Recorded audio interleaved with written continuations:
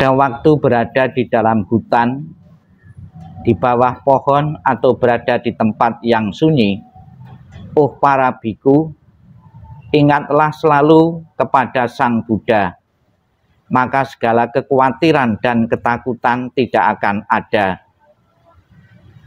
Apabila Anda tak teringat kepada Sang Buddha, Guru Jagat, pemimpin manusia itu, ingatlah kepada Sang Dhamma yang menuntun kita ke pembebasan berdasarkan ajaran yang jelas.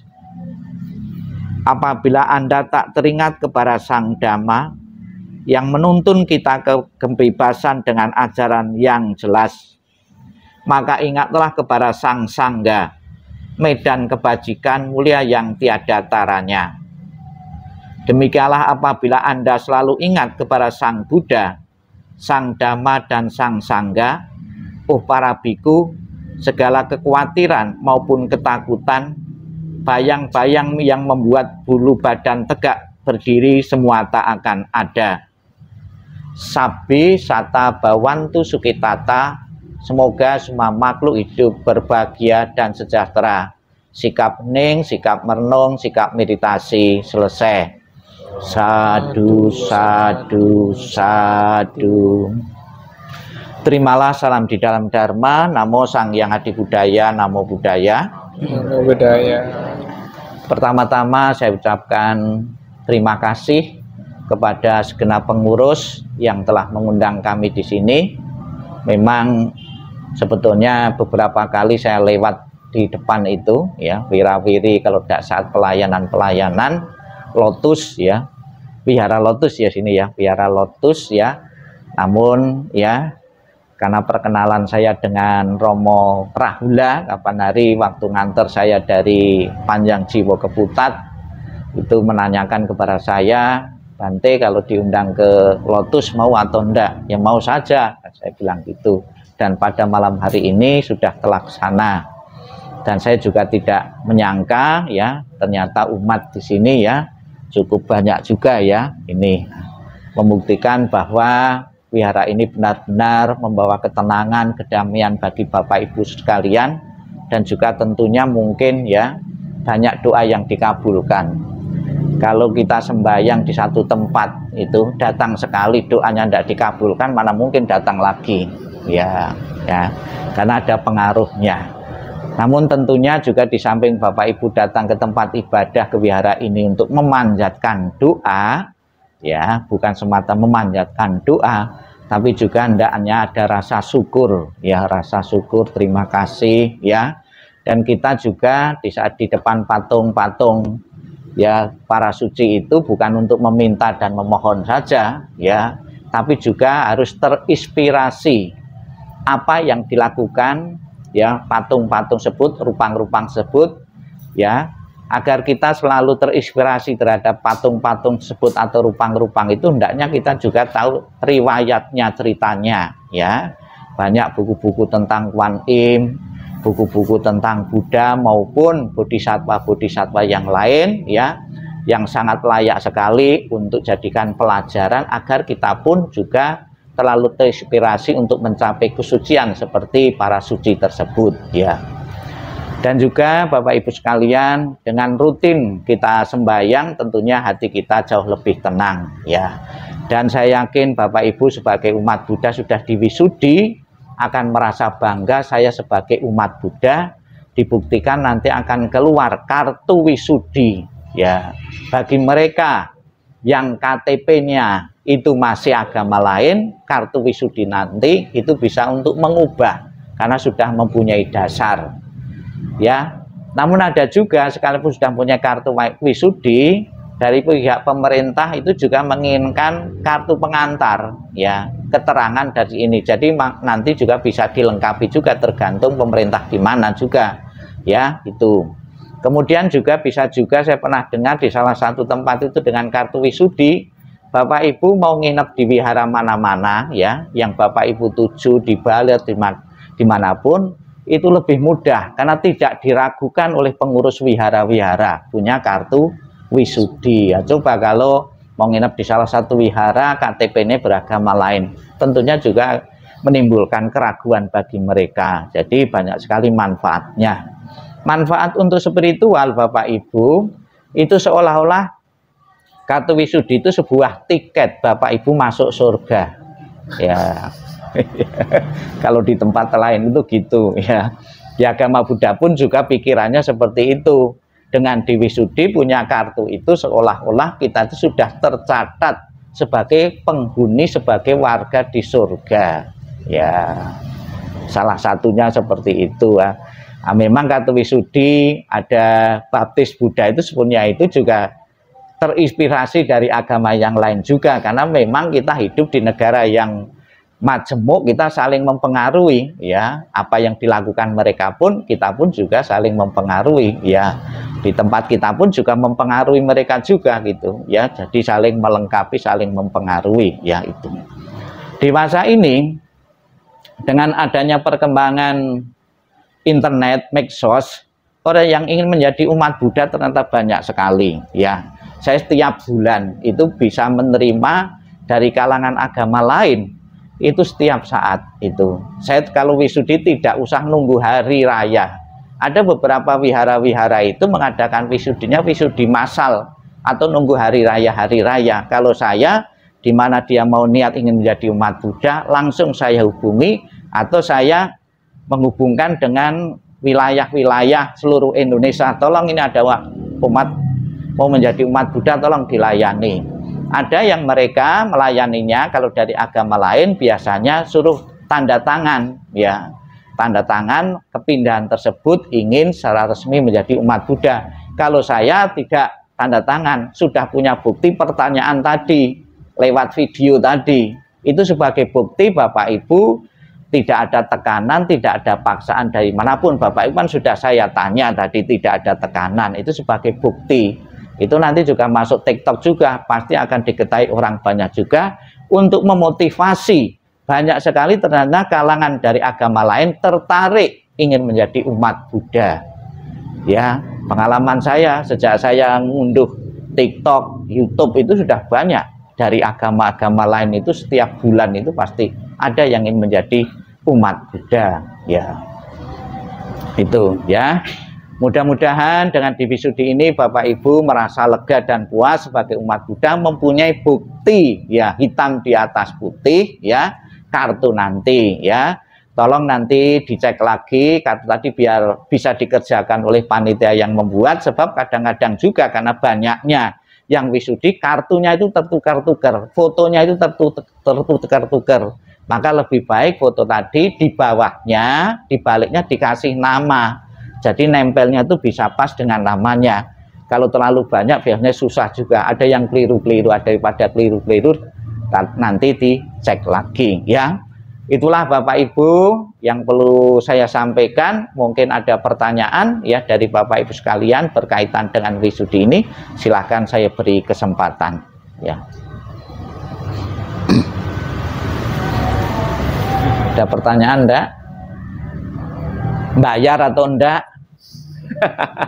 Gratis ya, wisudi gratis, sebab ada di TikTok itu juga tanya, jadi umat Buddha di wisudi itu bayar atau enggak gitu ya. Enggak bayar ya. Bahkan kalau di luar kota, kalau memang saya sedang lewat itu tak hampiri juga untuk di wisudi, di mana wihara terdekat ya tak suruh datang sih, tak wisudi di situ ya. Itu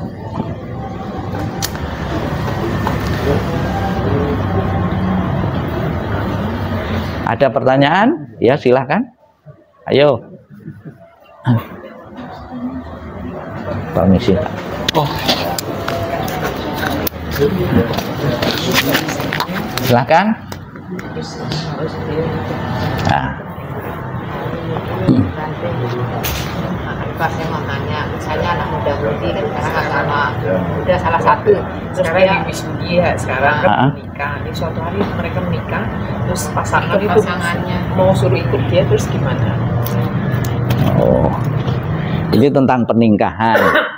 Jadi pengalaman saya tentang wisudi, ternyata orang yang diwisudi, yang saya wisudi itu juga banyak juga dari kalangan yang lain, itu karena peraturan pemerintah.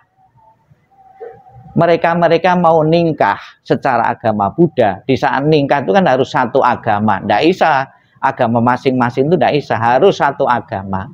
Kebanyakan ya, misalnya cewek ya, itu mau nikah dengan laki-laki yang beragama Buddha, ngalah salah satu, yang non Buddha ini ikut ke Buddha, itu lebih banyak segitu. Tapi ada juga umat Buddha yang pindah ke tempat lain juga banyak juga. Ya, bertambahnya umat Buddha yang salah satunya lewat jalur perkawinan ini, ya, itu. Diusahakan Bapak Ibu kalau ada punya kenalan atau apa, silahkan datang ke wihara saja. Seolah-olah kita punya misi mengenalkan Buddha Dhamma, ya kita tawari. Kalau mau nikah secara Buddha, datang ke wihara, tanya-tanya mau wisudi, kok dijawab mudah saja, jangan malah ditakut-takuti. Ya. Nah, kemudian juga kenapa saya memilih di saat wisudi itu kok pakai bahasa Indonesia.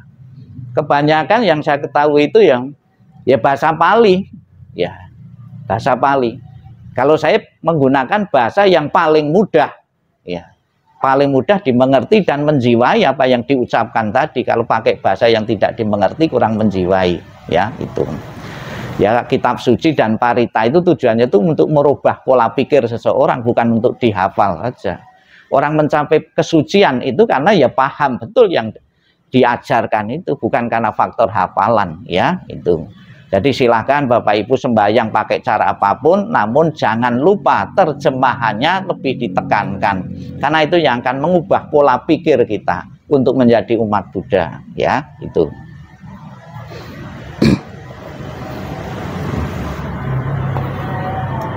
Mungkin bisa juga suatu saat nanti di sini ada beberapa orang mau wisudi, boleh, selama saya waktunya ada, saya layani. Saya mau juga, saya juga melayani di kelenteng Dharma Kasih. Itu setiap ada mau wisudi, calon-calon manten atau orang lain pun juga saya penuhi juga. Yang terakhir itu saya memenuhi seorang paranormal itu. Jadi orang yang sudah belajar dari beberapa agama, yang terakhir mau beragama Buddha, saya datangi juga untuk mau diwisudi juga. Sudah ada 2 orang itu, orang-orang yang mempunyai kemampuan, kelebihan itu ingin menjadi umat Buddha. Ya.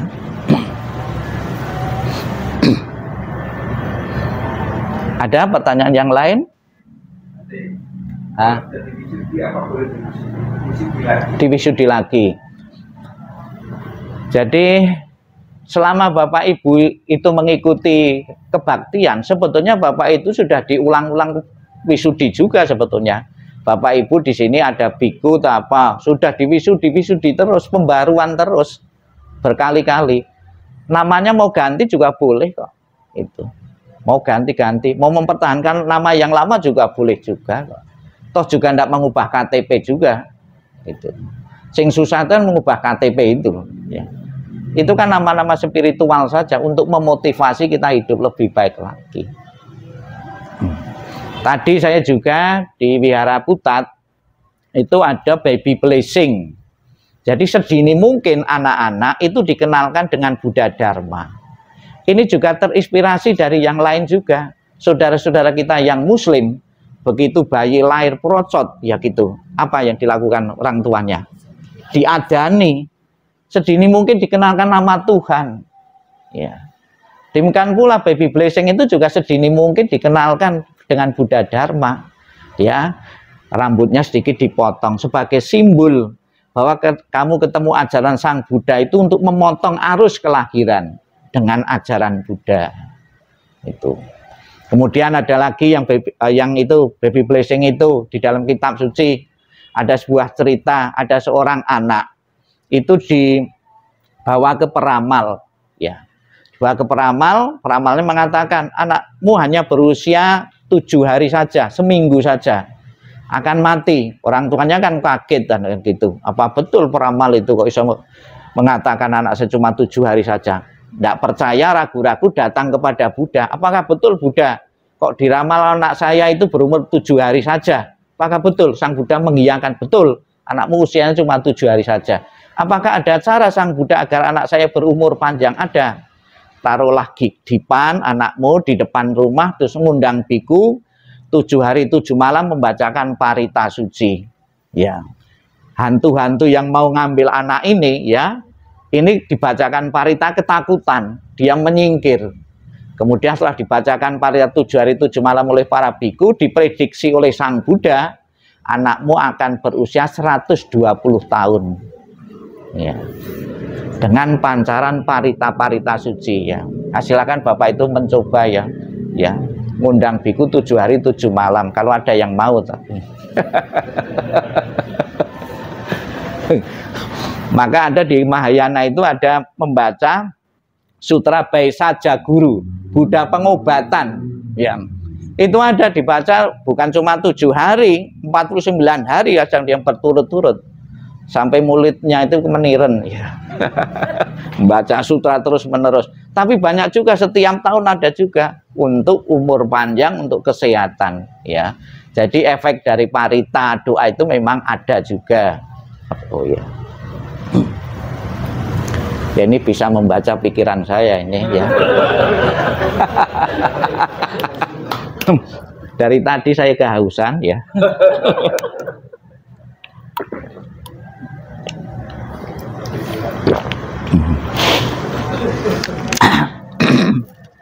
Ini tripodnya ini kuat sekali ya Ibu ini ya. Padahal kemeng sekali, saya juga pernah jalan itu kemeng sekali. Maka saya membawa itu, bawa tripod. Ayo silahkan, santai saja, tidak ada batasan waktu toh sini, ya, tidak ada ya. Ayo mumpung ketemu. Di sini memang seragamnya putih-putih terus ya? Enggak. Oh. Jadi murid Sang Buddha itu dibagi dua dari pakaiannya. Mereka yang berpakaian kuning, biku atau bikuni, mereka yang berpakaian putih, upasaka, upasika yang terputih itu. Ya kuning itu artinya ya, kenapa biku kok jubahnya kuning? Itu simbolisasi saja. Jadi pelepasan ya daun itu kalau sudah mau melepas dari pohonnya kan menguning. Artinya kita melepaskan dari keduniawian, idealnya seperti itu, ya. Itu. Kalau putih itu kesucian, ya. Ya. Ayo silahkan Bapak Ibu yang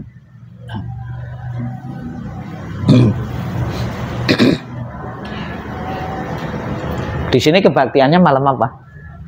Setiap pagi jam 8. Jam 8? Jam 8 pagi tiap hari, sama Senin malam di Junction. Oh, tiap pagi. Grand situ jadi Kamis malam. Oh gitu ya, rutin ya. Iya iya. Iya. Oh ya, seperti kelenteng ya. Tapi kalau setiap harinya jam 8. Oh iya iya. Saya juga sering masuk di kelenteng-kelenteng juga gitu. Ada Bunda Maria juga ya, gitu. Lengkap ya. Tuh. Ini seperti Sai Baba ya, ya. Ini ya, di Sai Baba.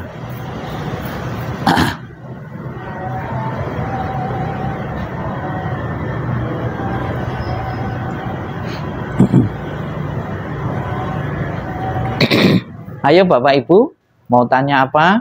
Saya kasih kebebasan.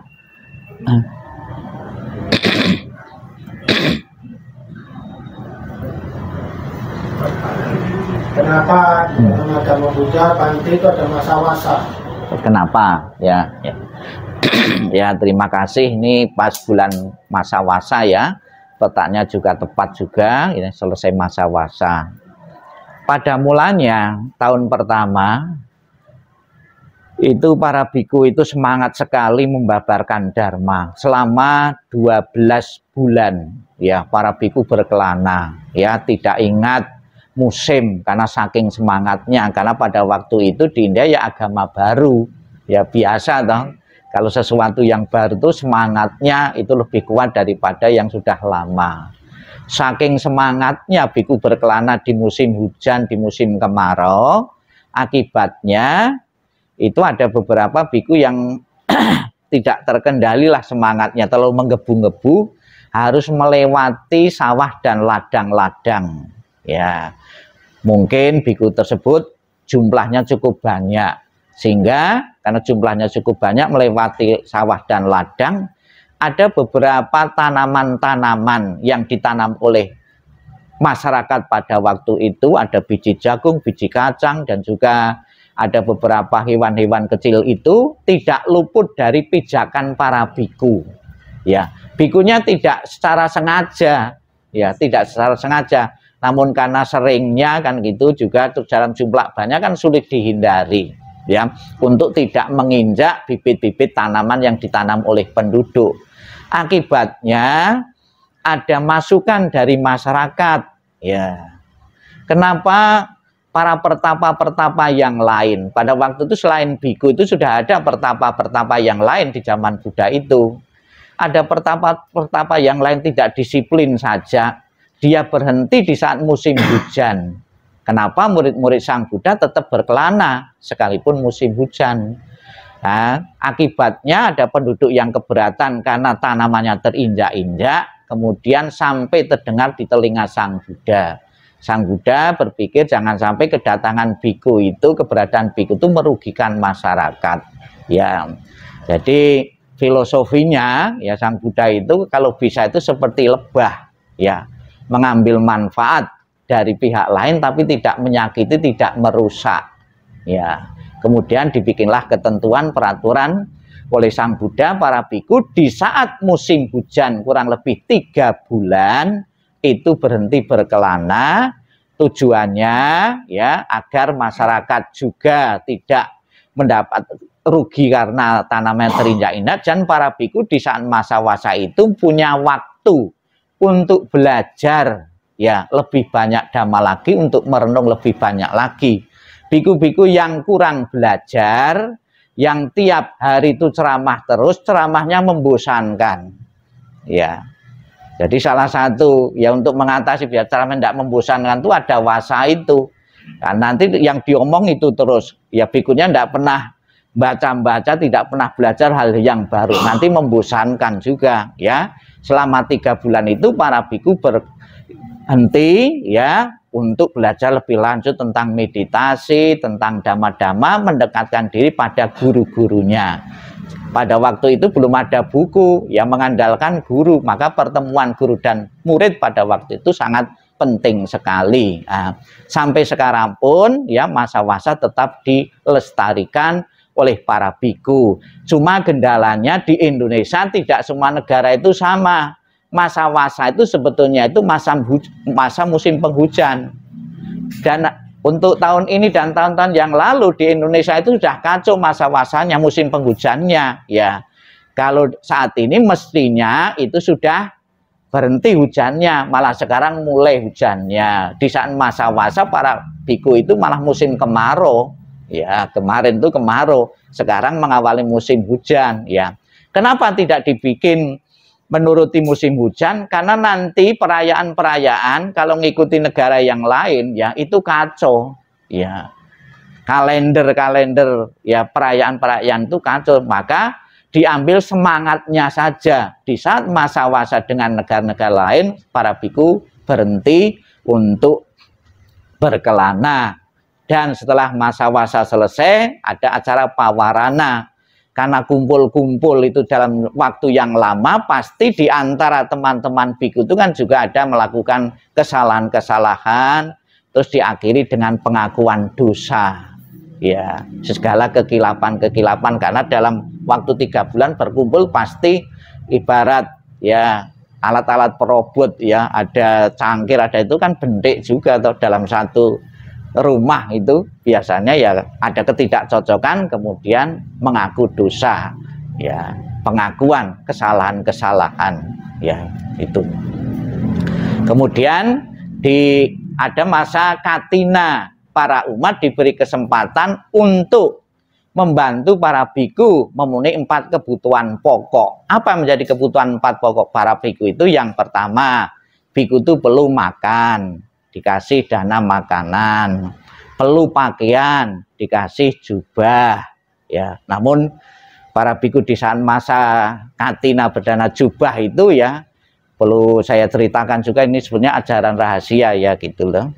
Jadi akan ajaran rahasia cukup sampai di sini saja ya. Itu cerita ini hanya saya ceritakan kepada Bapak Ibu saja berkaitan dengan dana jubah itu. Jangan ceritakan yang lain ya, itu. Jadi umat berdana jubah sebetulnya sebuah tekad Bapak Ibu agar dalam kelahiran yang akan datang itu menjadi biku atau bikuni.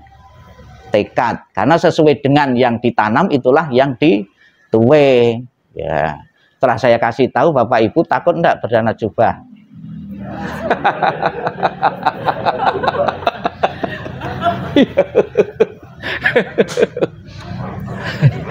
Enggak apa-apa ya. Biasanya para biku menjelaskannya bukan seperti itu, takut nanti tidak ada yang beli jubah lagi. Ya, berdana jubah, berdana pakaian, Bapak Ibu dalam kehidupan yang akan datang itu murah sandang. Berdana makanan, murah pangan. Terus ada berdana obat-obatan kepada para biku. Biar bikunya itu tidak cekrah-cekrih, sakit-sakitan.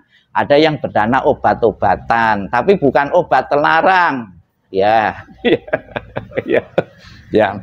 Kemudian berdana tempat tinggal, kebutuhan pokok bagi para biku. Silahkan Bapak Ibu, mumpung saya di sini, yang punya sertifikat banyak, ya, itu bisa juga didanakan. Satu saja. Bapak Ibu dan kelahiran yang akan datang itu mempunyai rumah, mempunyai tempat tinggal berhektar-hektar nanti, ya. Terus ada juga ya, jasa kebajikan dari berdana untuk wihara itu juga sudah tersedia di sana, di alam sana. Ada seorang murid Sang Buddha namanya Moggallana, itu bisa hiking, bisa naik ke surga. Di surga dia ketemu, bisa melihat rumah yang bagus dan mewah, belum berpenghuni. Ya, dia penasaran, Biku Moggallana ini kemudian turun ke dunia.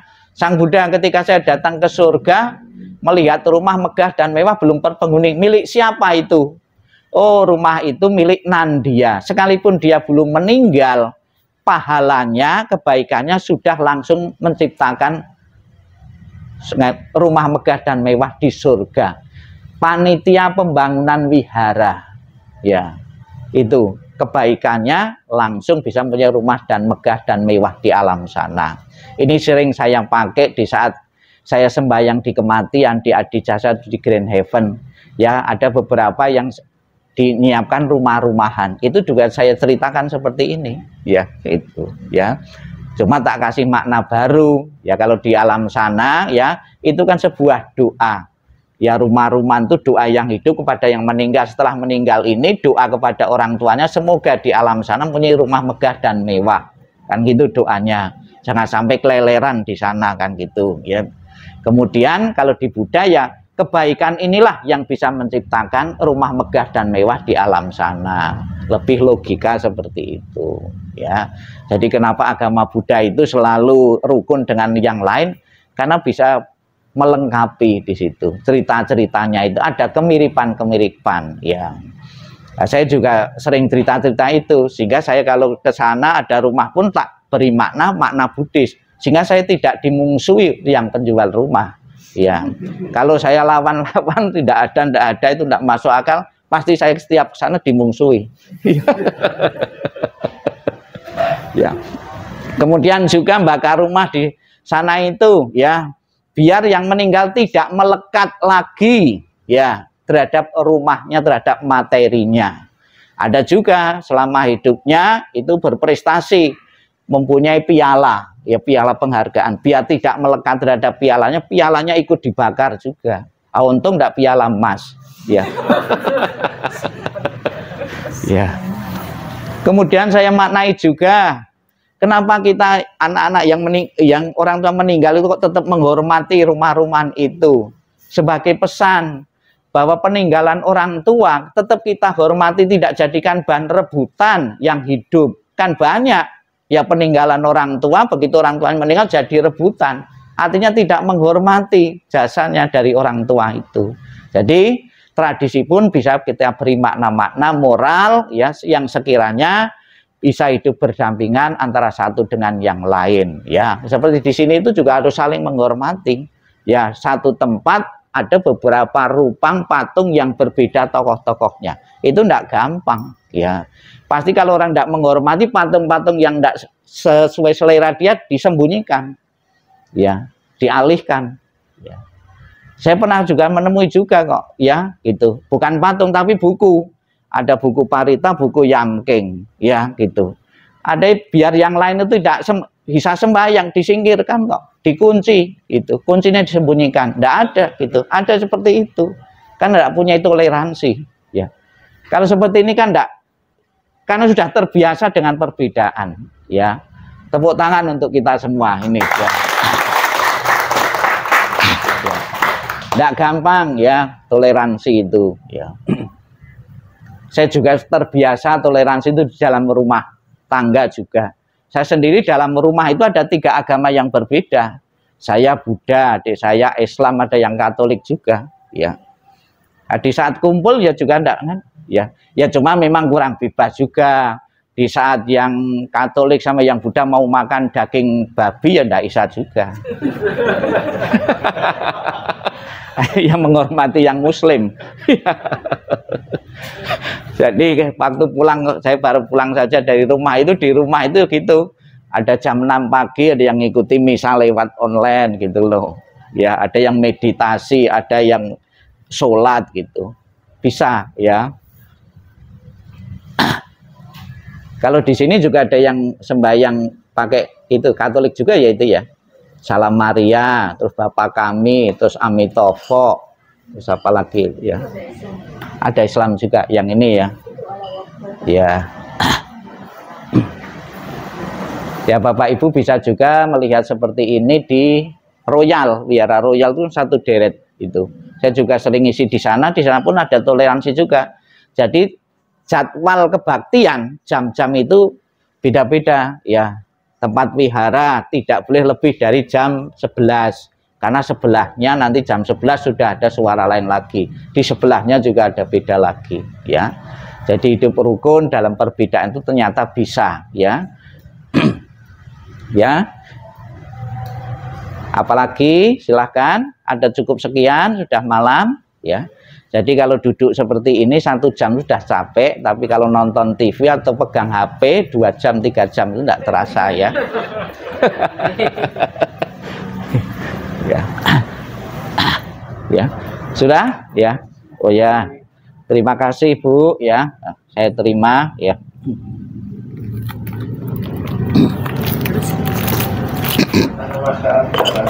Iya, silakan.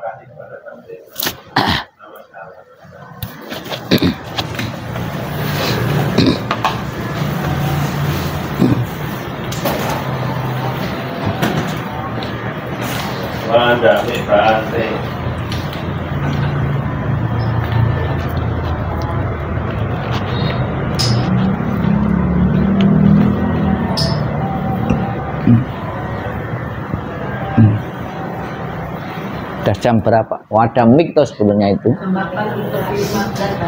Oh iya. Sudah, acaranya sudah selesai? Ya. Ya.